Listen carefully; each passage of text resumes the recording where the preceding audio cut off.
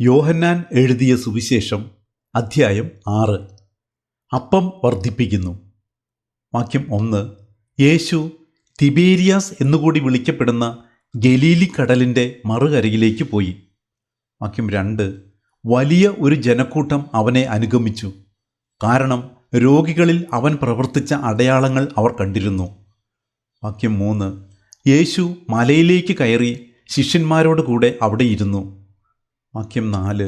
യഹൂദരുടെ പെസഹ തിരുനാൾ അടുത്തിരുന്നു. വാക്യം 5. യേശു കണ്ണുകൾ ഉയർത്തി ഒരു വലിയ ജനതതി തൻ്റെ അടുത്തേക്ക് വരുന്നത് കണ്ടു. അവൻ പീലിപ്പോസിനോട് ചോദിച്ചു, ഇവർക്ക് ഭക്ഷിക്കുവാൻ നാം എവിടെ നിന്ന് അപ്പം വാങ്ങും? വാക്യം 6. അവനെ പരീക്ഷിക്കാനാണ് യേശു ഇങ്ങനെ ചോദിച്ചത്. എന്തു ചെയ്യണമെന്ന് യേശു നേരത്തെ മനസ്സിൽ കരുതിയിരുന്നു. വാക്യം 7. പീലിപ്പോസ് മറുപടി പറഞ്ഞു, ഓരോരുത്തർക്കും അല്പം വീതം കൊടുക്കുവാൻ 200 ദനാറയ്ക്കുള്ള അപ്പം പോലും തികയുകയില്ല. വാക്യം 8. ശിഷ്യന്മാരിൽ ഒരുവനും ശിമിയോൻ പത്രോസിൻ്റെ സഹോദരനുമായ അന്ത്രയോസ് അവനോട് പറഞ്ഞു. വാക്യം 9. 5 ബാർലിയപ്പവും 2 മീനും കൈവശമുള്ള ഒരു കുട്ടി ഇവിടെയുണ്ട്, എന്നാൽ ഇത്രയും പേർക്ക് അതെന്തുണ്ട്? വാക്യം 10. യേശു പറഞ്ഞു, ആളുകളെയെല്ലാം ഭക്ഷണത്തിനിരുത്തുവിൻ. ആ സ്ഥലത്ത് പുല്ല് തഴച്ചു വളർന്നിരുന്നു. 5000-ഓളം വരുന്ന പുരുഷന്മാർ അവിടെ ഇരുന്നു. വാക്യം 11. അനന്തരം യേശു അപ്പമെടുത്ത് കൃതജ്ഞതാസ്തോത്രം ചെയ്ത് അവർക്ക് വിതരണം ചെയ്തു. അതുപോലെ തന്നെ മീനും വേണ്ടത്ര നൽകി. വാക്യം 12. അവർ ഭക്ഷിച്ച് തൃപ്തരായപ്പോൾ അവൻ ശിഷ്യന്മാരോട് പറഞ്ഞു, ഒന്നും നഷ്ടപ്പെടാതെ മിച്ചമുള്ള കഷണങ്ങളെല്ലാം ശേഖരിക്കുവിൻ. വാക്യം 13. 5 ബാർലിയപ്പത്തിൽ നിന്ന് ജനങ്ങൾ ഭക്ഷിച്ചതിന് ശേഷം മിച്ചം വന്ന കഷണങ്ങൾ 12 കുട്ട നിറയെ അവർ ശേഖരിച്ചു. അവൻ പ്രവർത്തിച്ച അടയാളം കണ്ട ജനങ്ങൾ പറഞ്ഞു. വാക്യം 14. ലോകത്തിലേക്ക് വരാനിരുന്ന പ്രവാചകൻ സത്യമായും ഇവനാണ്. വാക്യം 15. അവർ വന്ന് തന്നെ രാജാവാക്കാൻ വേണ്ടി ബലമായി പിടിച്ചുകൊണ്ടു പോകാൻ ഭാവിക്കുന്നു എന്ന് മനസ്സിലാക്കിയ യേശു വീണ്ടും തനിയെ മലമുകളിലേക്ക് പിന്മാറി. വെള്ളത്തിന് മീതെ നടക്കുന്നു. വാക്യം 16. വൈകുന്നേരമായപ്പോൾ അവൻ്റെ ശിഷ്യന്മാർ കടൽക്കരയിലേക്ക് പോയി.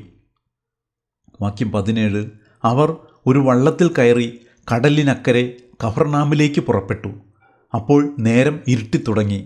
യേശു അവരുടെ അടുക്കൽ എത്തിയിരുന്നുമില്ല. വാക്യം 18. ശക്തിയേറിയ കാറ്റടിച്ചിരുന്നതുകൊണ്ട് കടൽ ക്ഷോഭിച്ചു. വാക്യം 19. 25-30 സ്താദിയോൻ ദൂരം തണ്ടു വലിച്ചു കഴിഞ്ഞപ്പോൾ യേശു കടലിനു മീതെ നടന്ന് വള്ളത്തെ സമീപിക്കുന്നത് കണ്ട് അവർ ഭയപ്പെട്ടു. വാക്യം 20. അവൻ അവരോട് പറഞ്ഞു, ഞാനാണ്, ഭയപ്പെടേണ്ട. വാക്യം 21. അവനെ വള്ളത്തിൽ കയറ്റാൻ അവരാഗ്രഹിച്ചു. പെട്ടെന്ന് വള്ളം അവർ ലക്ഷ്യം വെച്ചിരുന്ന കരയ്ക്ക് അടുത്തു. വാക്യം 22.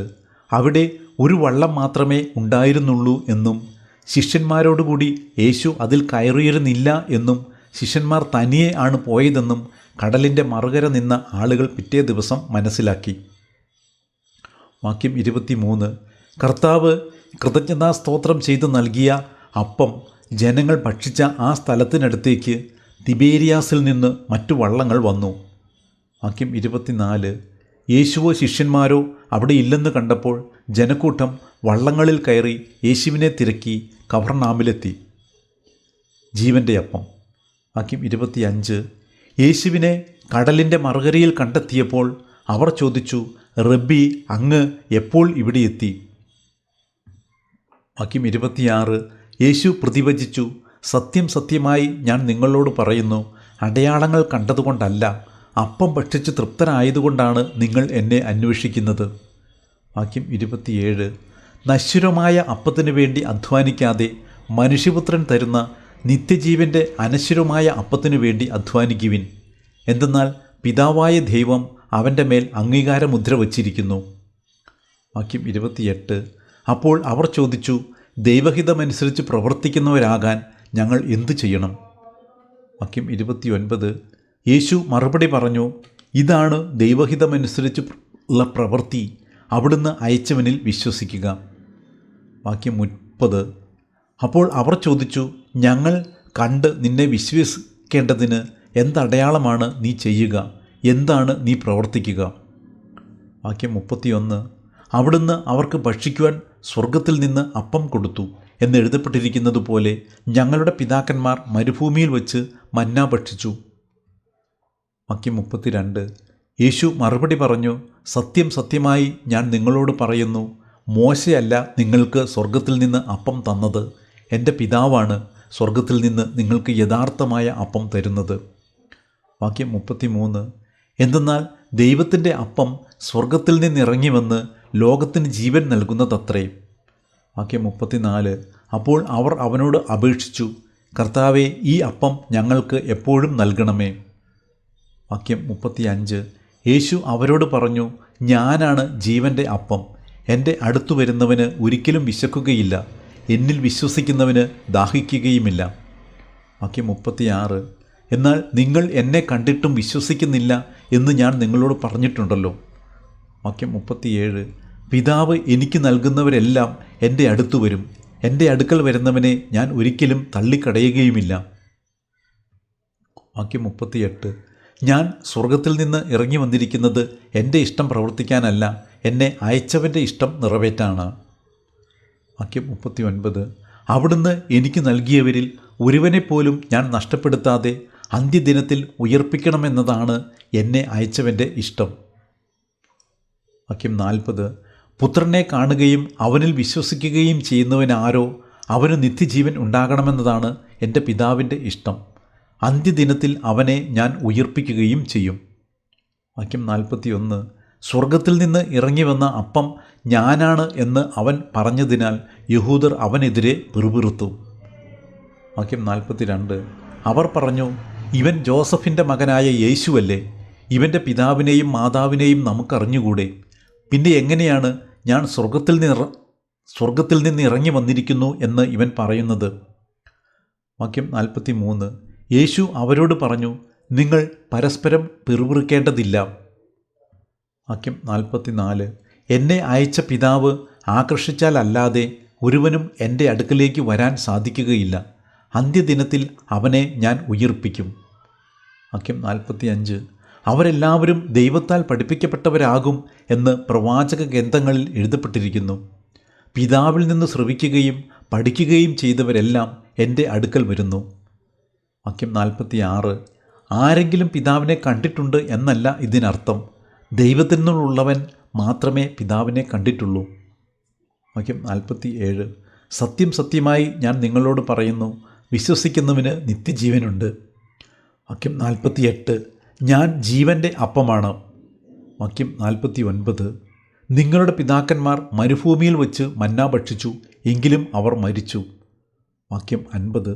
ഇതാകട്ടെ മനുഷ്യൻ ഭക്ഷിക്കുന്നതിനു വേണ്ടി സ്വർഗത്തിൽ നിന്നിറങ്ങിയ അപ്പമാണ്, ഇത് ഭക്ഷിക്കുന്നവൻ മരിക്കുകയില്ല. വാക്യം 51. സ്വർഗത്തിൽ നിന്നിറങ്ങിയ ജീവനുള്ള അപ്പം ഞാനാണ്. ആരെങ്കിലും ഈ അപ്പത്തിൽ നിന്ന് ഭക്ഷിച്ചാൽ അവൻ എന്നേക്കും ജീവിക്കും. ലോകത്തിൻ്റെ ജീവന് വേണ്ടി ഞാൻ നൽകുന്ന അപ്പം എൻ്റെ ശരീരമാണ്. വാക്യം 52. ഇതേപ്പറ്റി യഹൂദർക്കിടയിൽ തർക്കമുണ്ടായി. തൻ്റെ ശരീരം നമുക്ക് ഭക്ഷണമായി തരാൻ ഇവന് എങ്ങനെ കഴിയും എന്ന് അവർ ചോദിച്ചു. വാക്യം 53.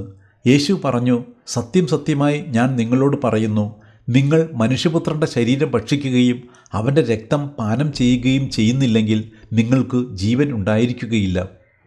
വാക്യം 54.